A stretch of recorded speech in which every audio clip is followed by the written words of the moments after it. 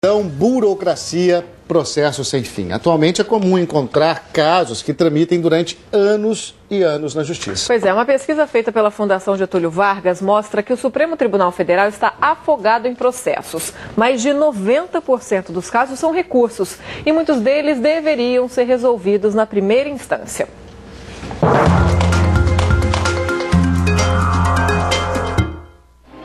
Para as famílias que aguardam uma decisão da Justiça, a espera é dolorosa.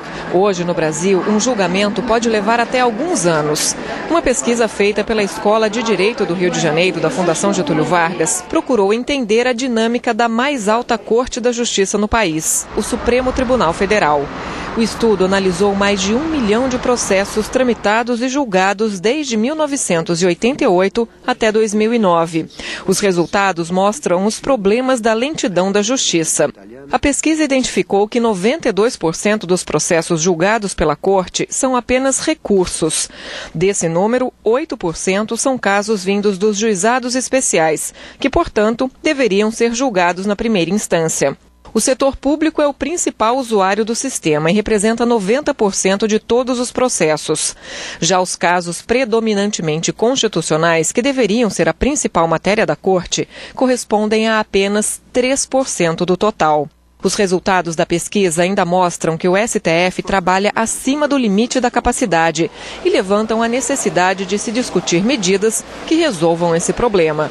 Uma proposta que corre no Congresso prevê o início da execução judicial depois da decisão em segunda instância.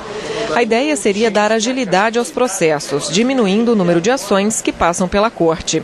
Mas muitos especialistas criticam a proposta e dizem que essa mudança colocaria em risco a garantia da liberdade individual. Bom, aqui no nosso estúdio a gente vai conversar agora com o advogado e pesquisador da Fundação Getúlio Vargas, do Rio de Janeiro, Pablo Cerdeira. Pablo, muito bom dia. Obrigado, bom dia, Luciano. Bom dia, Raquel. Tudo bem? Tem convidado também em São Paulo. A gente vai conversar por lá com o advogado Paulo Corte, ele que é diretor da Associação em Defesa da Advocacia. Doutor Paulo, muito bom dia. Bom dia.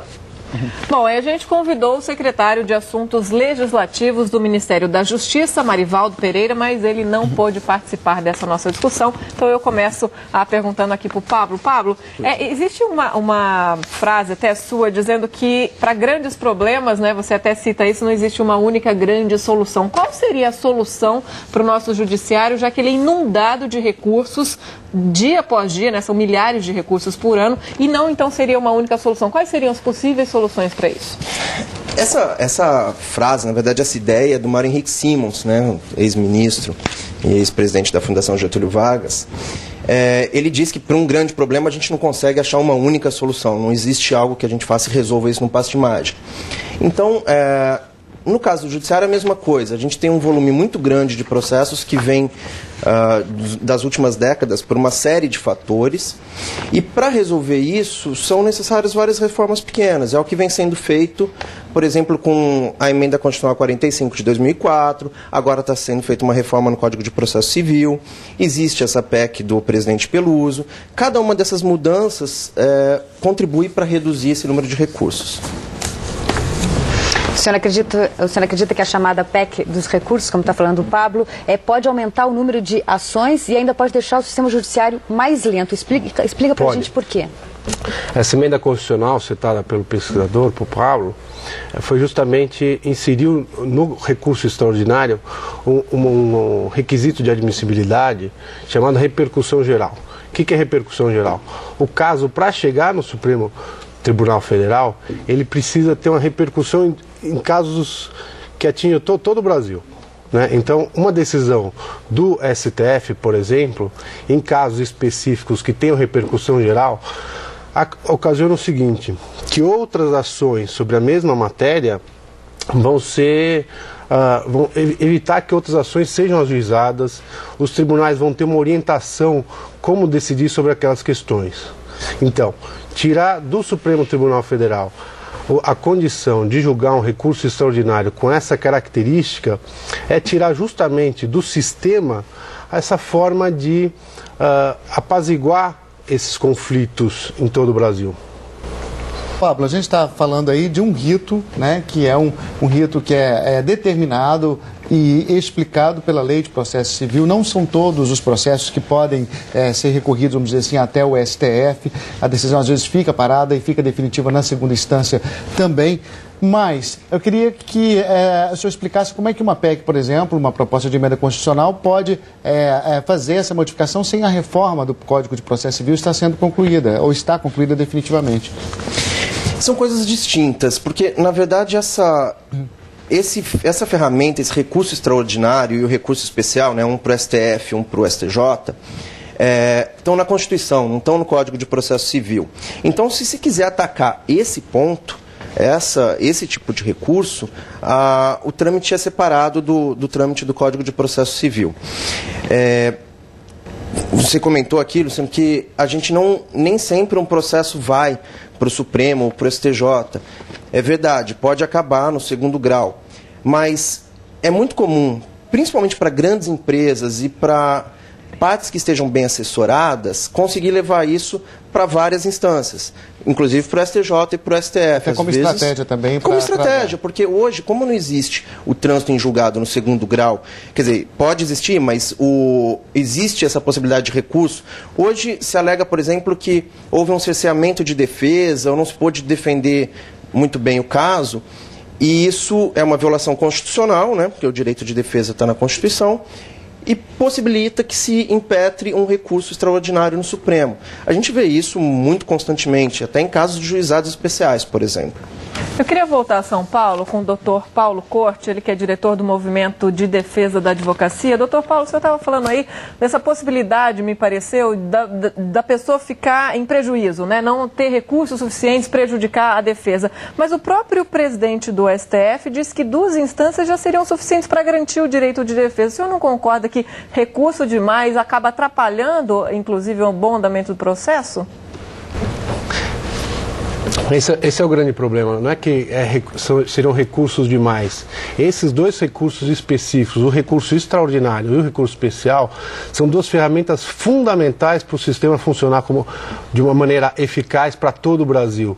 Acho que deixar, né, os tribunais regionais decidirem questões importantes, especialmente quando se diz liberdade individual, liberdade da pessoa, o direito de ir e vir, é muito grave. Existem, todos sabemos, né, o Brasil tem tribunais em todos os estados, né, e os estados têm problemas políticos. Você tem um tribunal regional que defina sobre a liberdade de uma pessoa sem dar a chance de ir para essa pessoa ter direito de recorrer para um STF, um STJ, é muito grave. É muito grave porque tem pesquisas que mostram que 30% dos casos que vão ao STF, eles são reformados, né? Isso está num voto do ministro Ricardo Lewandowski, num dos julgamentos que nós tratamos desse assunto. Ou seja, você imaginar que 30 pessoas podem ser presas de uma forma inocente, né? Para quê? Para acelerar a prisão das outras 70, isso é um absurdo. Ainda que fossem 4 pessoas, como está sendo falado aí pelo jornal, que seriam 4% só dos recursos que são providos, isso é uma barbaridade. Então vamos prender 4 pessoas de uma forma inocente, pessoas que seriam absolvidas pelo STF, para acelerar a prisão das outras 96. Isso é um absurdo. Doutor Pablo, um dos argumentos da PEC dos recursos é a intenção de diminuir os casos de impunidade, como o doutor Paulo está falando aqui, só que aí a prisão imediata do acusado em caso de condenação, ele não poderia aumentar o número de pedidos de habeas corpus? Isso não tornaria o sistema judiciário ainda mais lento? A quantidade de habeas corpus que a gente tem, Ana Paula, no Supremo, e isso não vai ser afetado pela PEC, é bom que a gente deixe isso bastante claro, se houver essa restrição nos recursos extraordinários, os habeas corpus continuam. E hoje já é uma estratégia das partes que têm condições de chegar até o Supremo impetrar tanto o recurso quanto o habeas corpus e outras ferramentas. Se a gente pegar o caso do Pimenta Neves, por exemplo, foram 23 recursos no Supremo, se não me engano, no Supremo e no STJ, somando os dois, se não me engano, acho que 8 deles foram habeas corpus. Ou seja, essa ferramenta, essa possibilidade de, no caso de alguma ilegalidade, poder ser corrigida com um habeas corpus, continua, não vai haver risco para as partes com relação a isso. Os maiores afetados vão ser aqueles que utilizam o recurso extraordinário e não questões de liberdade, não questões de direito em direito penal, em matéria criminal. Pois é, eu queria tocar nesse ponto, nesse aspecto também com o Dr. Paulo. Em São Paulo, Dr. Paulo, o senhor falava que a gente deve, ou o sistema deve garantir a maior possibilidade de recurso de defesa para você possa fazer a sua defesa mais ampla, de uma forma ampla, mais ampla possível. Acontece que com a quantidade de recursos que a gente vê aí, a sociedade acaba tendo uma sensação de impunidade, porque às vezes vai atrasando tanto processo, que o crime acaba prescrevendo e aí não há possibilidade mais de condenação de uma pessoa que poderia ser, sim, culpada de uma ação ou de um crime, né? E como é que o senhor vê esse outro lado dessa história, o outro aspecto dessa situação? Essa sensação de impunidade, ela existe. Ela existe, mas não vai ser resolvida dessa maneira. Ou seja, extinguindo direitos fundamentais, direito de recurso especial e extraordinário. Muito pelo contrário. Você tem a população carcerária do estado de São Paulo, tem mais ou menos 430 mil presos. Ou seja, onde é que está a impunidade? Se tem 430 mil pessoas encarceradas, elas foram punidas, elas estão lá, estão presas. Estão com o seu direito de ir e vir, né, restrito por essa punição. Ou seja, a punidade está aí, as pessoas estão sendo punidas. O problema da demora do processo brasileiro, do processo judicial, é sem dúvida um problema de todos. Ou seja, não tem nenhum advogado que queira que o processo continue moroso, que a justiça continue atolada. Não é possível ter uma banca de advogados que queira isso. Está ruim. A situação, acho que o que está querendo se remediar pela PEC é algo que todos querem remediar. Agora a questão é qual remédio vai dar. Qual remédio vai dar para curar o paciente e não para piorar o paciente. É isso que eu queria saber, doutor. Para o movimento de advocacia, de defesa da advocacia, qual é a reforma necessária para tornar o sistema judicial mais célere? A grande reforma que tem que ser feita no Poder Judiciário são mais investimentos. Ou seja, você tem juízes de primeira instância com 10, com 15 mil processos. Como é que pode um juiz julgar 15 mil processos? Um advogado, numa banca, num escritório de advocacia, ele cuida de 400, 500 processos, 1000 no máximo. Agora um juiz cuida de 15 mil. Ou seja, o problema está lá embaixo mesmo. Ou seja, deixar um juiz cuidando de tanto processo. A outra questão é como o Estado tem utilizado o Poder Judiciário. Porque se o Poder Judiciário é lento, tá aí a pesquisa mostra, 90% é o próprio Estado que usa. Ou seja, o Estado brasileiro está utilizando demais o Poder Judiciário. Então, ou ele cria sistema, cria financiamento, cria investimento no Poder Judiciário de forma a deixá-lo mais eficaz, ou senão realmente a gente vive um colapso. Agora, trazer um remédio, ao nosso ver, pelo movimento de defesa da advocacia, tal como esse da PEC, é um remédio que vai piorar o sistema, vai piorar o paciente e não melhorar. Conversamos com o doutor Paulo Corte, ele é diretor do Movimento de Defesa da Advocacia. Muito obrigado pelos seus esclarecimentos. Obrigado, Ana. Bom dia. Bom dia. Luciano, Raquel. Obrigada, Ana. A gente segue aqui com o doutor Pablo. Doutor Pablo, tem um número que é extraordinário, né, de processos que chegam à STF por ano. São 30 mil por ano agora. Tem uma informação que agora, no começo desse mês, a Caixa Econômica Federal, que é a maior usuária do sistema, desistiu de 500 processos. Só para a gente ter uma ideia, nos últimos 21 anos foram 211 mil processos da Caixa. Essa conta, eu fiz a conta, conta daria 838 por mês. Quer dizer, é um volume realmente absurdo. O senhor acha que não só a maior velocidade, mas também a melhor seleção, uma seleção mais rigorosa dos processos, não iria agilizar? Ou ações como essa, de não enviar tantos recursos ou de retirar esses casos? Não, com certeza. Isso não tem, como eu disse, são várias pequenas mudanças que precisam ser feitas. Uma delas é a própria administração pública não se utilizar tanto do Poder Judiciário para postergar dívidas para a próxima administração, para deixar isso para o outro. Isso é o que era feito.